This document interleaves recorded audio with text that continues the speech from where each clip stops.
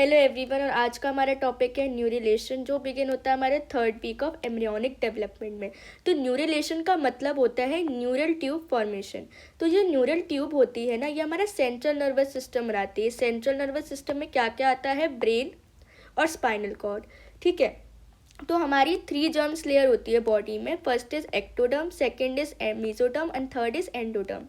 और मेसोडर्म के अंदर होती है नोटोकॉर्ड। ये नोटोकॉर्ड एक्टोडर्म से कहती है अब तुम्हें ग्रोथ कर लेनी चाहिए। तो एक्टोडर्म ग्रोथ करती है और बनाती है न्यूरो एक्टोडर्मल सेल्स। जो हमारा नर्वस सिस्टम है वो प्योरली एक्टोडर्मल है, तो जो हमारी एक्टोडर्म होती है वो न्यूरो एक्टोडर्मल सेल्स में बदल जाती हैं। ये न्यूरल एक्टोडर्मल सेल्स क्या करती हैं? ये एक प्लेट बन जाती हैं, मतलब ऐसे थाली की तरह बन जाती है। न्यूरल प्लेट कहते हैं, मतलब थिकेंड हो जाती हैं ये सेल्स और बना लेती है न्यूरल प्लेट। अभी जो न्यूरल प्लेट है इसके अंदर एक डिप्रेशन बन गया, तो इसे बोलते हैं न्यूरल ग्रूव, और इस एलिवेशन को बोलते हैं हम लोग न्यूरल फोल्ड। मतलब ये जो प्लेट है ना, ये ऊपर जाके ऐसे एलिवेट हो जाती है दोनों तरफ से, और इसको बोलते हैं हम लोग न्यूरल फोल्ड। ठीक है, अब ये जो फोल्ड है ना, ये नीचे जाके ऐसे क्लोज हो जाते हैं, ज्वाइन हो जाते हैं, ये वाला फोल्ड और ये वाला फोल्ड, और इस पूरे को हम लोग बोलते हैं न्यूरल ट्यूब। और ये जो प्रोसेस है न्यूरल ट्यूब का फॉर्मेशन, इसे बोलते हैं न्यू रिलेशन। ठीक है, ये हमारी न्यूरल ट्यूब है, ये नोटोकॉर्ड है, ये मेसोडर्म है, ये एक्टोडर्म है, ये एंडोडर्म है।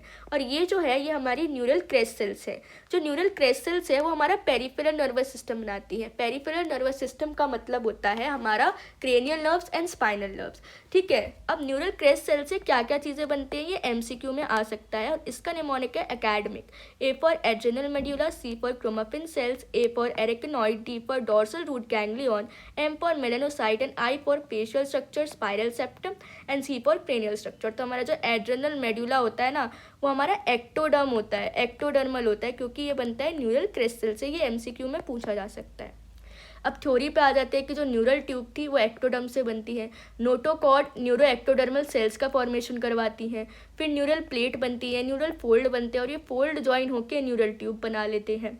फिर न्यूरल ट्यूब क्या होता है कि ये जो हमारे न्यूरल फोल्ड्स है ना, ये ज्वाइन हो गए, ये ना ओपन रहते हैं, जैसे ओपन सिलेंडर होता है ना, वैसे इसको बोलते हैं हम लोग क्रेनियल न्यूरोपोर, और इसको बोलते हैं कॉर्डल न्यूरोपोर। ठीक है, पोर बन गए ना एक, तो न्यूरोपोर। ठीक है, और इस न्यूरोपोर में क्या क्या जाता है? एमनियोटिक फ्लूइड जाता है। ठीक है, क्रेनियल न्यूरोपोर बंद होते हैं डे 25 पे और कॉर्डल होते हैं डे 27 पे। न्यूरल ट्यूब बनाती है central nervous system and neural crystal बनाती है पेरिफेरल नर्वस सिस्टम। ठीक है, ये क्या है हमारा? एंटी मतलब न्यूरल ट्यूब। इसका ये वाला एंड है वो हेड की तरफ है, तो इसे बोलेंगे क्रेनियल, और ये वो है कॉर्डल, ये टेल की तरफ है। क्रेनियल एंटीरियर रोस्टल न्यूरोपोर, या फिर कॉर्डल, या फिर पोस्टीरियर न्यूरोपोर। अच्छा, कॉर्डल न्यूरोपोर स्पाइनल कॉर्ड के फॉर्मेशन में हेल्प करता है, क्रेनियल वाला ब्रेन के फॉर्मेशन में। ठीक है, अगर ये जो हमारा क्रेनियल न्यूरोपोर है ना, ये बंद नहीं होता तो हमें हो जाएगी एनेंसेफेली। एनेंसेफेली का मतलब होता है कि वॉल्ट ऑफ स्कल एब्सेंट, मतलब बोन एब्सेंट, ब्रेन में कोई डिफेक्ट हो जाना। जो हमारी कॉर्ड है वो हमारी ओपन रह जाए सर्वाइकल रीजन में, स्पाइनल कॉर्ड, और ब्रेन हमारा डीजनरेटेड टिश्यू की तरह दिखे। ठीक है, अगर हमारा पोस्टीरियर न्यूरोपोर क्लोज नहीं होता डे 27 पे, तो हमें स्पाइनल बाइफिडा के चांसेस हैं। इसमें क्या होता है कि हमारी जो स्पाइनल कॉर्ड है वो हमें बाहर की तरफ दिखेगी और एबनॉर्मल हेयर ग्रोथ दिखेगी उस रीजन में। ठीक है, अब ये जो हमारा न्यूरल ट्यूब है ना, ये आगे ग्रोथ करता है और एक ऐसा स्ट्रक्चर बना लेता है। इस वाले स्ट्रक्चर जो होता है वो ब्रेन बनाता है, और इसका जो ये वाला स्ट्रक्चर है वो स्पाइनल कॉर्ड बनाता है। ठीक है, ब्रेन के 3 पार्ट्स होते हैं, प्रोजेंसिफ्लॉन, मेसेंसिफ्लॉन एंड रोमेंसिफ्लॉन। ये एमसीक्यू में पूछे जा सकते हैं। प्रोजेंसिफ्लॉन के 2 और पार्ट्स होते हैं, टेलेंसिफ्लॉन, डायंसिफ्लॉन। मेसेंसिफ्लॉन होली मिड ब्रेन होता है। रोमेंसिफ्लॉन के 2 पार्ट्स होते हैं, मेटेंसिफ्लॉन एंड माइलेंसिफ्लॉन।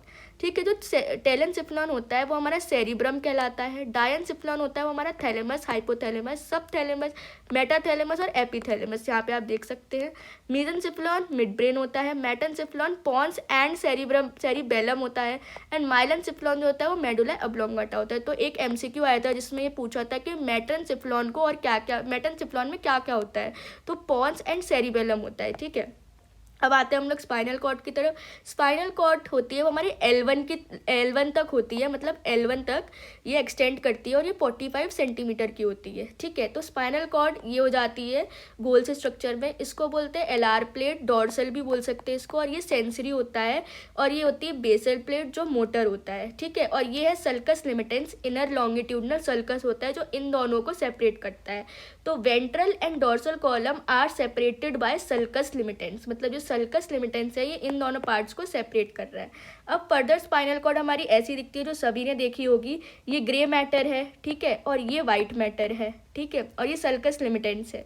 ये बीच में सेंट्रल केनाल है, ये हमारे डॉर्सल हॉर्न है, ये वेंट्रल हॉर्न है। जब वेंट्रल हॉर्न जो होता है ये हमारा सेंसरी और मोटर सेंसेशंस दोनों के लिए होता है, और डॉर्सल हॉर्न प्योरली सेंसरी होता है। और ये हमारा लेटरल कॉलम है, डॉर्सल कॉलम है, ये वेंट्रल कॉलम है। बस इतना ही है आपको, और इसमें आपको न्यूरिलेशन की डेफिनेशन अच्छे से याद होनी चाहिए, और ये पूरा याद होना चाहिए कि ब्रेन के कितने पार्ट्स है, कौन सा पार्ट क्या कहलाता है, और स्पाइनल कॉर्ड का एक्सटेंट कहाँ तक होता है, L1 वर्टिब्रा तक, ठीक है। Thank you.